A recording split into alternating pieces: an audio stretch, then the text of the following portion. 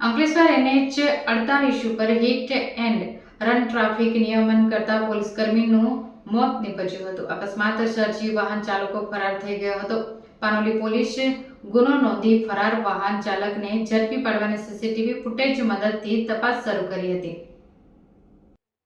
અંકલેશ્વર નજીક national highway number 48 ઉપર hit and રનની ઘટનામાં એક પોલીસકર્મીનું મોત થયું છે. ટ્રાફિકનું નિયમન કરી રહેલા પોલીસકર્મીએ અજાણ્યા વાહન ચાલકે ટક્કર મારી હતી, જેના કારણે તેમનું ઘટના સ્થળે જ મોત થયું હતું. અકસ્માત સર્જી વાહન ચાલક ફરાર થઈ ગયો હતો. આ દુર્ઘટના અંકલેશ્વરના પાનોલી નજીક બની હતી. મૃતક પોલીસકર્મીનું નામ વિવેકસિંહ ડાભી હતું અને તેઓ ટ્રાફિક પોલીસ વિભાગમાં ફરજ બજાવતા હતા. ટક્કર વાગતા તેમને ગંભીર ઈજા પહોંચી હતી, જે જીવલેણ સાબિત થઈ. ઘટનાની જાણ થતાં જ પાનોલી પોલીસ તાત્કાલિક સ્થળ ઉપર દોડી આવી હતી.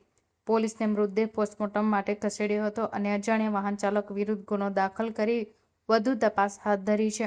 પાનોલી પોલીસ મથકના પોલીસ ઇન્સ્પેક્ટર SM દેસાઈને ટેલિફોનિક વાતચીતમાં જણાવ્યું હતું કે સીસીટીવી ફૂટેજની મદદથી અજાણ્યા વાહન ચાલકની શોધખોળ કરવામાં આવી રહી છે.